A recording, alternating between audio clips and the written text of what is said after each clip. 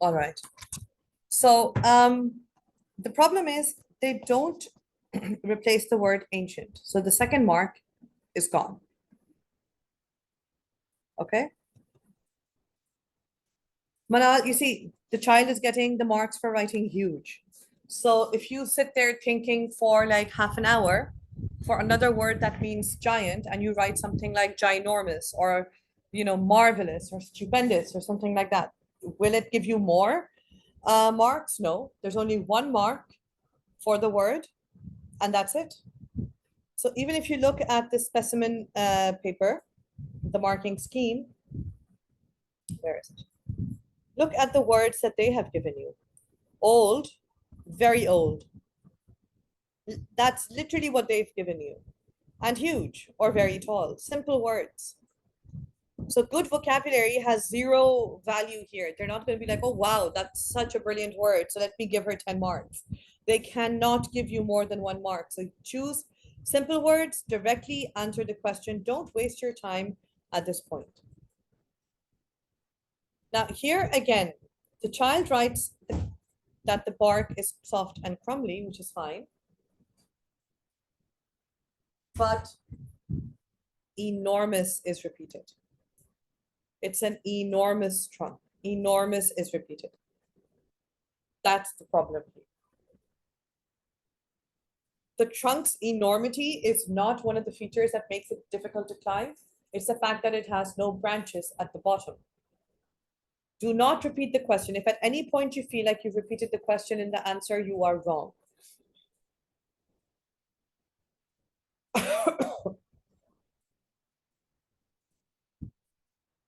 Okay, so Alicia, you're saying that you face trouble in implicit questions.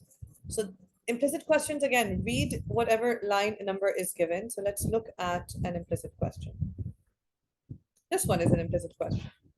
What is Mo thinking when he's looking at the tree? Right?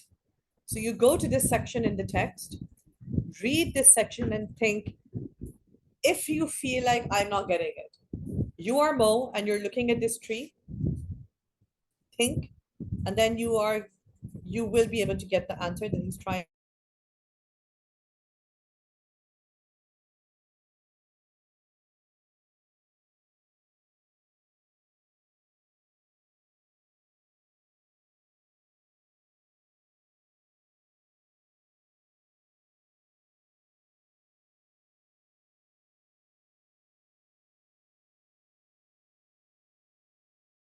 Miss Bushra, can you all hear her?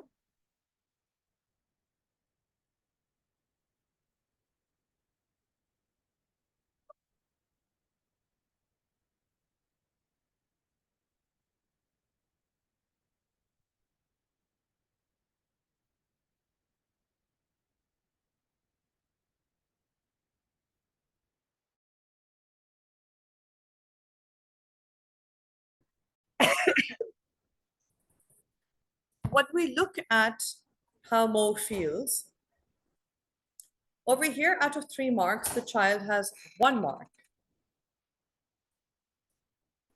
Why? Because the child was able to identify the feeling.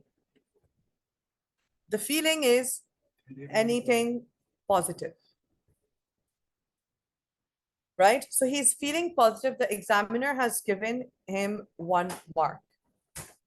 But why is the child not getting more? Because there are no correlating details. So when you're showing feeling, firstly, make it specific. And secondly, the details should be very specific. He gets as high as he could. Is that why he's feeling positive? No. So when you choose the feeling, the correlating details have to be very, very specific. I hope this question is clear now. Again, this question is a very basic question. I don't think it has too many problems with it. Please notice this child has written a very, very long answer. In the previous sample I showed you, the answer was quite basic. So writing more is not going to get you any marks. Writing less is not going to get you any marks. Interesting question. Alicia, if your answer like this is exceeding the lines. So this is what happened. The child made an asterisk, and on the additional sheet, the child had written this. Question G, part 2 continued.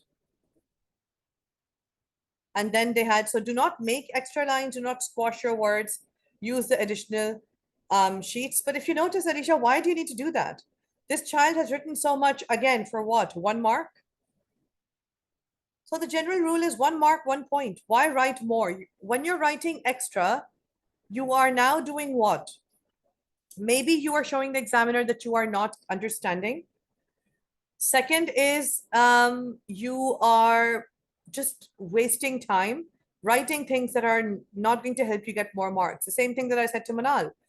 If you write some brilliant answer using fantastic vocabulary and beautiful English, the examiner can still only give you 1 mark. So why just not write the point and get on with it, right? Because you need your time for the other questions as well. Ibrahim, we do not repeat the question ever in the answer. There's no benefit to saying 2 solves the problem, Mo decides to. This should not be there. You're wasting space, you're wasting time, you're wasting energy, you're wasting effort. And because you're my student, Ibrahim, you don't do this. Remember? I cannot threaten you so publicly, Ibrahim, but marks will not be deducted by Cambridge, but marks in my heart for you will be deducted, Ibrahim. Do not do things I have told you not to do. I will find out. Sorry, folks. I teach Ibrahim, so I will be threatening him. I don't normally threaten my students. Ibrahim just brings it out in me. Okay, so explain. Isn't it should be justice for Ms. Bushra, not for Ibrahim? What is this?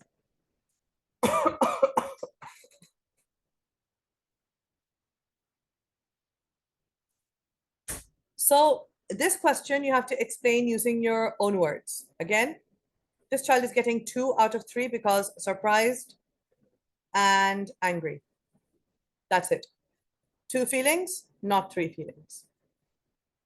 So you lose out if you don't find the third feeling because 3 marks, 3 points. Feeling and the correlating detail. Here, the child uses references. Reference or direct quote doesn't matter. So when you look at this document, it also has the examiner's comments, which are fine. I'm actually saying most of the comments. I'm not going to go over the low-level response because I don't think any of you are at the low-level response, but you can go over it yourself. What you should focus on are the common errors and general guidance for candidates over here, right? So again, they mentioned that you should provide focused answers specifically, right?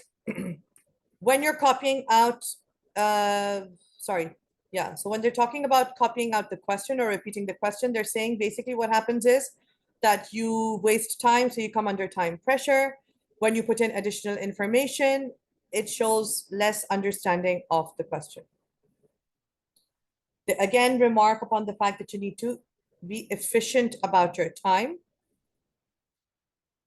You should also take time to read back your answers. All right. So you should read back the answers. I'm really not liking so many people doing haha reacts for justice for Ibrahim. Where's my justice? So now we come to question 2. Now this is a question where everyone thinks it's so difficult. Teachers have taken 0500 papers. They have done all of this. It's so difficult. It's not. It's simple. They're asking SN, if you want to take another sheet for answers, please go ahead, but there's no benefit to it. What I can tell you is if you're not sure about an answer is just underline the answer in the passage and just go back to it, okay? Isn't I don't get your comment, Bacha. If you could specify clearly what you're talking about. Alicia, the general rule is it's 120 minutes and 50 marks, your paper. So approximately 2.4 minutes per question, per mark, sorry. So it's 16 marks, you can spend around 35 minutes on that section, right? Yay, Fatma. Fatma, you're my favorite person. I will send you good thoughts and I will get you lots of brownie points and an A star in English, inshallah.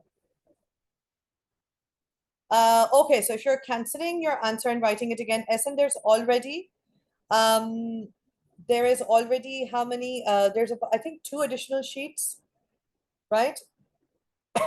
Folks, just a second.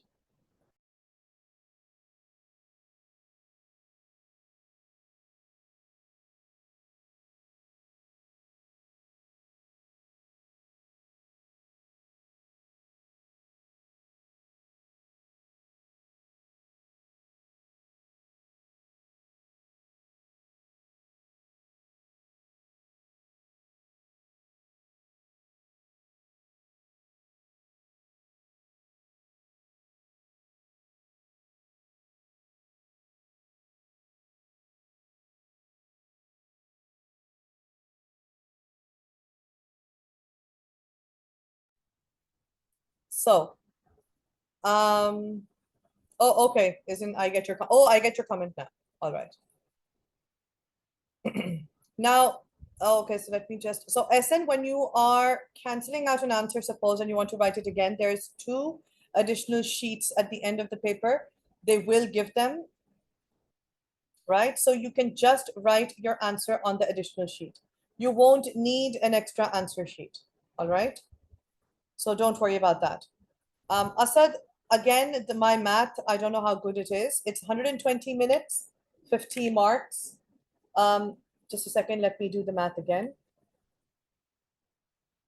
So it's 2.4 minutes per mark.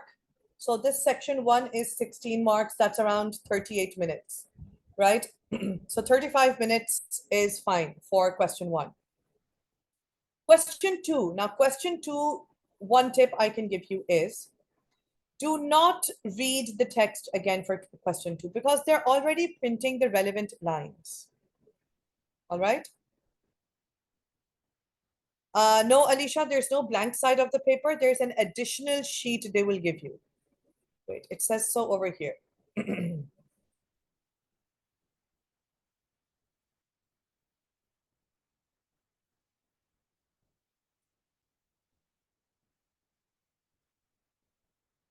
Wait, it says it over here. No, wait, sorry. I just want to show because you guys are asking the question again. Yeah. Here.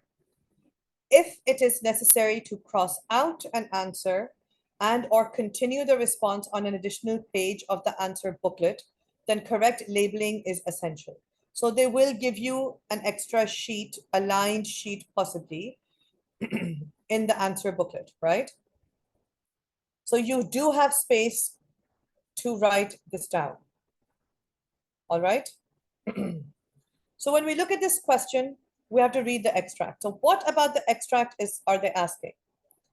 What does the writer suggest to us? Suggestion. What is the writer trying to get, tell us about the situation at this point in the story?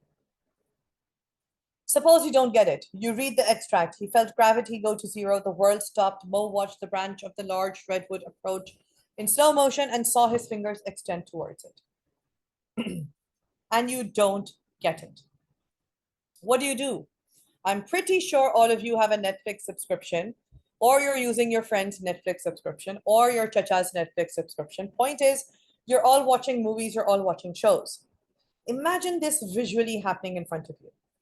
So all of a sudden, gravity has gone to zero. There's no gravity, he's floating in the air. The world has stopped. He can watch the branches of the large redwood approach in slow motion, and his fingers are going towards it. So this is that point in the story where we're not sure whether it's going to, be a success or he's going to fall down. So this is the climax or critical moment in the story, right? So always you see anything that asks you about the situation in the story is going to ask for a more structural response. Yes, Ibrahim, exactly, tense moment. So it's asking about the point in the story. We don't know if Mo is going to be successful or not. It's a tense moment. It's a critical moment. It's the climax moment. Okay? So try to visualize if this was happening in a movie, what would be happening? So when you visualize it, it makes it much, much clearer. Then you've got the next question. Explain why the writer uses the word stronger rather than strong. Now, in this question, you have to compare the usage of two words. So why would I use, so if Ibrahim had to describe me because he is sitting in my classes, he would say Ms. Bushra is an evil monster, right? Ibrahim, that's really mean. Isn't this mean that you need to, now start a Save Ms. Bushra, Justice for Ms. Bushra campaign, okay? See, he says probably. So Ms. Bushra is an evil monster. So I would say, why did Ibrahim use evil monster, not horrifying monster? What is the effect of using the word evil rather than horrifying? She's still a monster. But what's the effect of evil? That shows malicious intent. She's out there to get her students, right? Horrifying means she's just be more scary, right? Scarier. Right? So you have to be specific.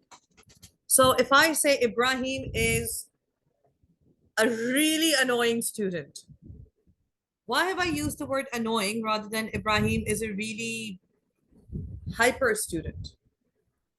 Because hyper shows that he's hyperactive, he never sits in class, he's jumping around. But annoying means that he actually irritates me as well. Sorry, Ibrahim, you know you're my favorite, right? Just using you as an example, right? What if I say Ibrahim is brilliant and I don't say Ibrahim is wonderful? So what's the difference? Brilliant, maybe I'm commenting on his intelligence. Wonderful, maybe is more holistic towards personality, right? So you have to show why this and not this. So if I say Alicia is stronger than Ibrahim, trust me, Alicia, you probably are, right? Ibrahim's not very strong.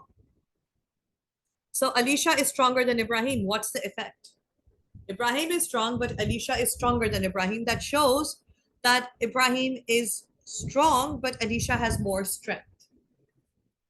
Right? So you have to show the effect of using one word over the other.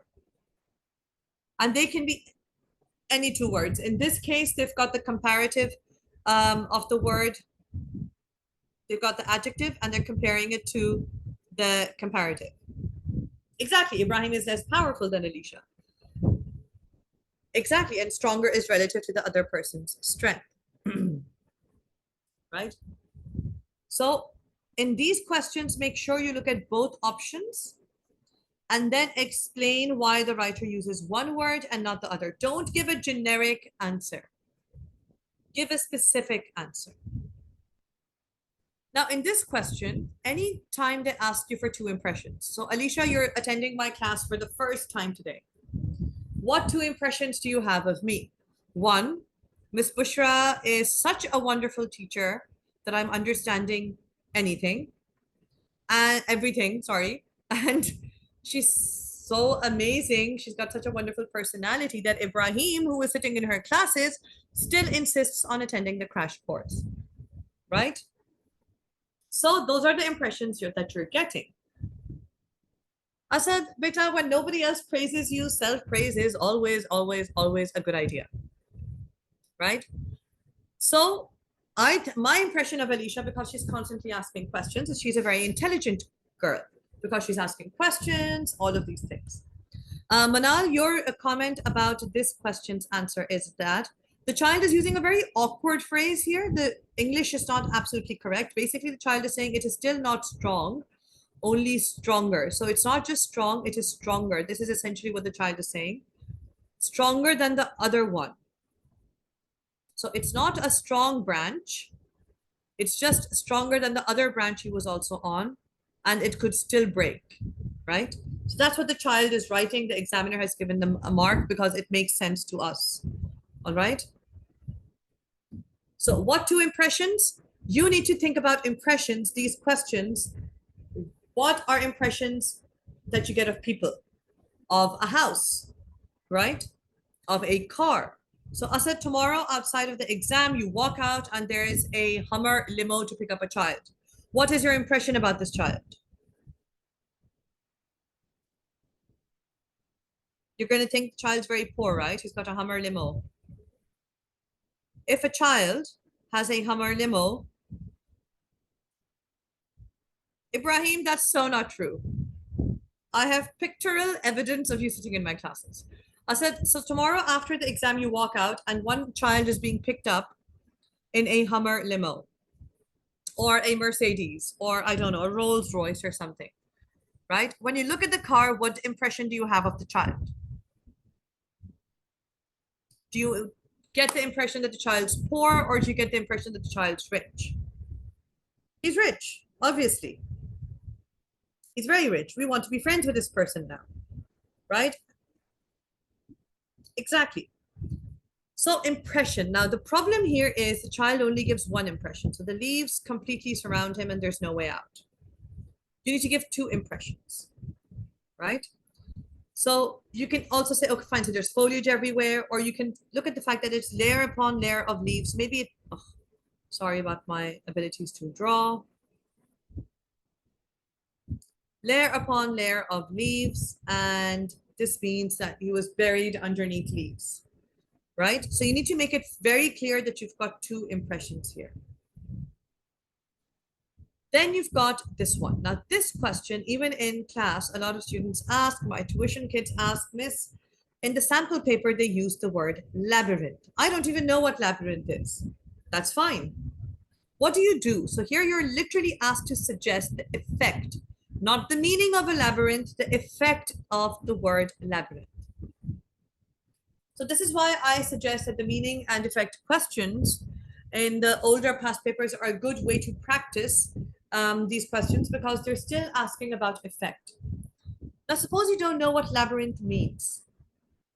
Go and read the sentence. If the sentence does not clarify the meaning, go and read the paragraph. When you read the paragraph, you should be able to understand it's confusing, right? But it's a 2-mark answer, so you need 2 points. So it's confusing and Mo doesn't know which way to go. So if you do not figure out that a labyrinth means it's like a maze, that's fine. So it's confusing. He doesn't know which direction to go in. That is also a correct answer. So what is the effect? All right. So it highlights the confusion up there and it shows that Mo is unable to kind of find his way out. It's a 2-mark answer. We will write 2 points.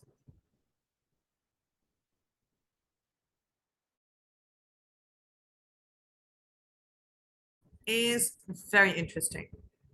It's asking you to identify one example. So you get your mark for writing the example down. And then you get 2 marks for how it effectively shows Mo's feelings.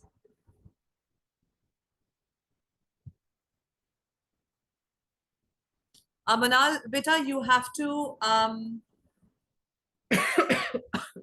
you have to show me the question you're asking about. So you just have to discuss the effect. So clearly, without confusion, what you need to write is, you see, at the end of the day, you have to give the effect of that word.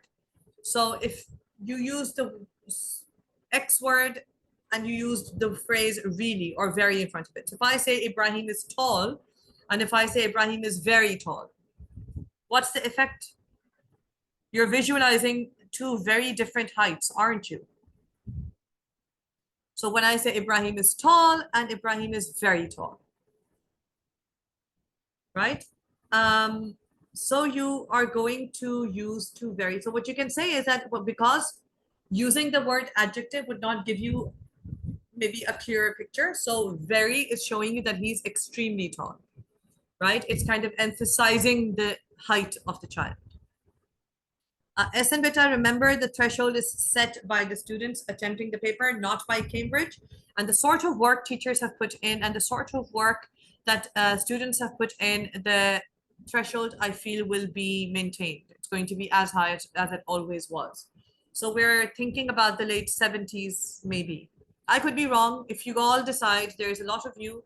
So SN maybe you should start a campaign. Everyone should fail English, and then your threshold will be really low. So it's all up to you guys. You all do a bad paper, you get a low threshold. You all do a fantastic paper, the threshold gets higher.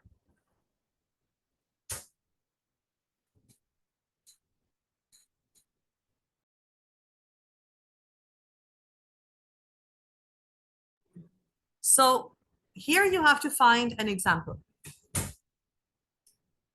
You need to show examples that show Mo's feelings after he's lost sight of the ground. So when you read the paragraph overall has the same effect. It's like he's entered this new world. It's like he's in an alternate reality. It seems like he's never been in a place like this before. The effect is almost the same. Possible answers, he's passing through a membrane and entering another world. This is one possible answer. The plants seem alien to him, flaky, gray, green, brownish plants. The branches are drippy, frizzy, stringy, hairy, right? It's all weird, it's all odd. It shows that he's amazed by this place. So he's fascinated.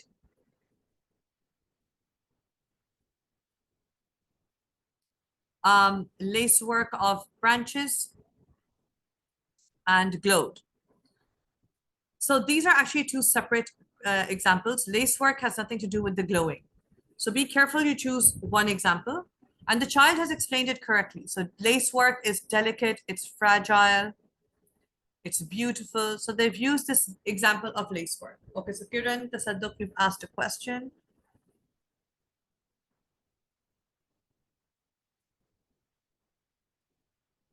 Kiran, I don't get what you're asking. I'm going to ask you to unmute if you don't mind. Where are you?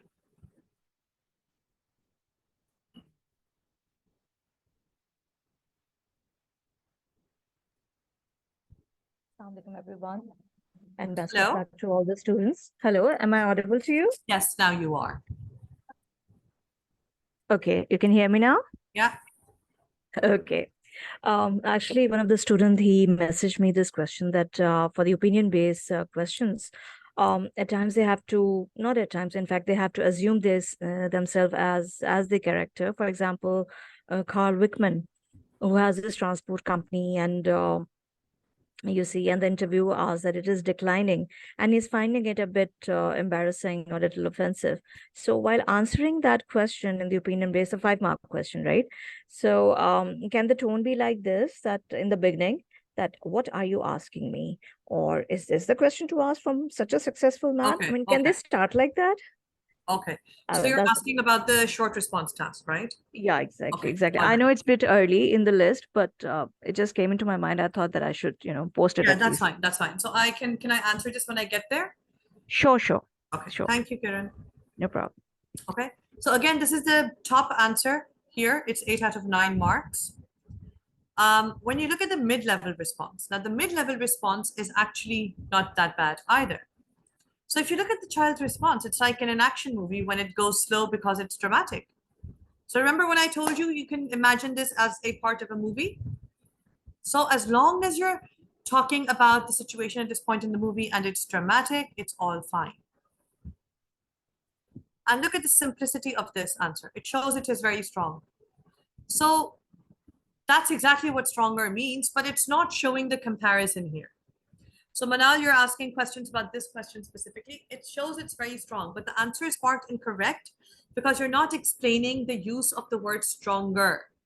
So it's stronger than the previous branch, but it's still not as strong, right? That is the actual answer that we're looking for here. Again, here the child only writes one impression, so 1 mark. Yes, Manal, you have.